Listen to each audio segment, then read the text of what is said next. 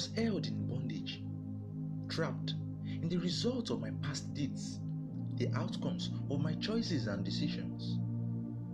Flashy is my memory, my sins, past and memories, all trapped in my consciousness, all results of ungodliness. In the midst of the world, the absence of the word replaced by the devil's word, a burrow in my flesh. A bunch of questions in my heart, ones I wouldn't bother to ask, for there is none by my side ready to heed my cry. And then I remembered the book, the writings gifted to me as a hook by a poor fellow that could only afford one. My attention now drawn to its contents. I flipped open the pages of the book. Maybe in it I could find solace and the questions of my heart answered. And right there it was. The solution to my problems, the answers to my questions, a soothing relief to my wounds. I found him who the scripture spoke about, the testimonies of the old writings. I won't say his name sounds strange though, for I have heard about him several times. But to his messages I paid no attention, and his words I gave no ears. Rather, I was lost in my waywardness, thinking I had the whole world at my disposal. Several times he called. Several times I ignored. Countless times his hands he stretched forth, and countless times I walked out on his efforts. But he never gave up. He never took off. Rather, he stood up and maintained his love, reiterating his affections to me, his words ringing in my head. Yet, I was as blind as an eel. Yet again, I left him stranded on his feet and walked back into my crib, full of sin and grief, crawled back into my shell, wallowed more in deep regrets. For I never thought in him I would find rest, and a warm embrace I would get from his chest. I thought my sins were too great, too much, an innocent soul would take them to the grave. I was covered in guilt, for I was this same soul found in filth. A life of sin I lived. In its seeds and feet I grew, back to my present state. The claws of sin, too strong to resist, death holding me up in captivity, transgressions too much I couldn't bear. Who am I? Who am I? Out of agony I cried. Who am I to deserve the blood of the Son of God, the perfect sacrifice of the Anointed One? Why would anyone want me? Why? In multitudes of sin I live, day and night, sustained by it, the result of iniquities laid bare at my feet. The accuser laughed. Out of agony I cried, for prior to this I never saw the need for a savior, because the extent of my state was not glaring enough. But right now I could see.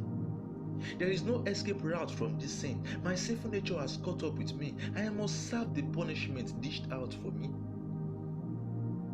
The accuser rejoiced. He was so full of confidence, for he knew that right now the hands of the Father are tied. The accuser brought out his files. The complete records of my misdeeds, he read them loudly to my ears. There was no way I'm denying that. For he was right. He was so right. Once again I was sad.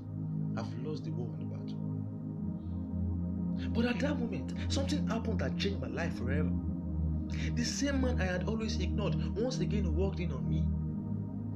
I never knew he had paid it off for me. The accuser knew my ignorance. He knew he had lost it long ago, but my ignorance gave me a hold over me. The story of the kingdom. The precious lamb of the Father, the heir to his throne, beaten, despised, and slaughtered. He came for me. He did it all for me. He paid it all for me. He gave his life for me. For the Father knew that my efforts wouldn't mean, neither would my strength win against the shackles of sin. No man could have done that. No man, absolutely no man. No man would have given his life for the salvation of others. Yet he chose to die. He chose to lay down his life. Even for me, the definition of sin, I was left in utter disbelief. Absolutely at what my eyes had seen. For herein is the kingdom of God, how that Christ became sin and gave himself for all. He embraced me. Let it go, son, let it go, for your debts have been fully paid, your records erased. Hallelujah, God be praised. The devil is disgraced. Many sons have been raised all around the world, the gospel proclaimed. He became the substitute for sin. He gave himself for me. He became the substitute for sin. And now I've been buried with him. He became the substitute. I owe him my gratitude, for no longer do I owe debt, no longer do I owe the grave. He became the substitute. Instead of annual sacrifices of bulls, nor the covenant of ark, nor the god of escape, he became the substitute. We no longer have to pray in Jerusalem, nor drink from the well of Jacob, nor climb up the mountains to offer burnt offerings. He became the substitute. Washed us clean in his blood, took away our reproach, and now the Father we can approach, he became the substitute. Now we have come to Mount Zion, come to the city of the living God, to God the judge of all. He became the substitute. We no longer have to behold the brazen serpent, nor bathe in the pool of Siloam, nor eat of the fruit of the garden. He became the substitute.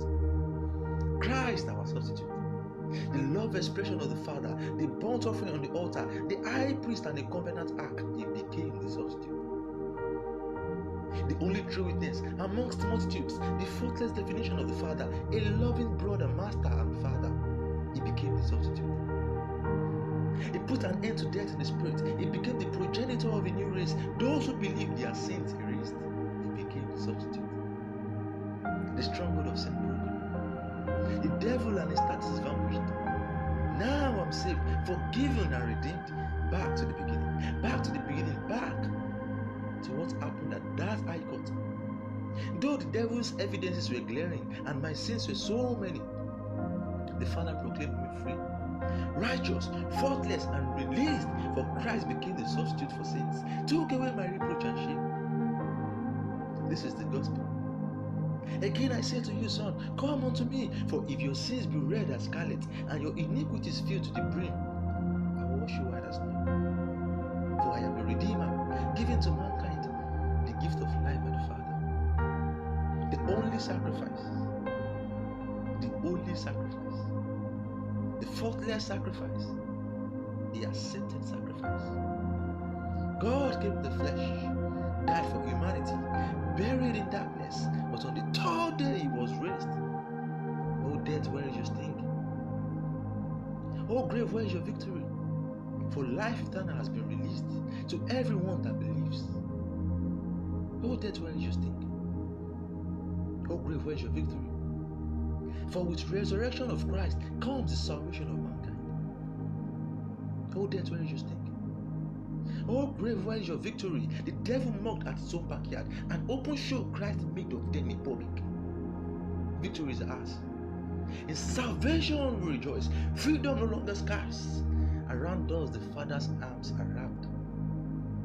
We are the proclamations of the prophets, the men in whom God does not impute iniquities. For our forefathers desired this day to come, and they rejoiced at our status.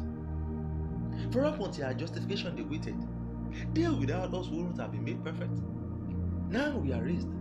The Father be praised. The devil is ashamed. Our deliverance obtained. Righteousness attained. Ignorance is enslaved. Christ our substitute. The Father's gift to us. Christ our substitute. And now we are saved. Hallelujah.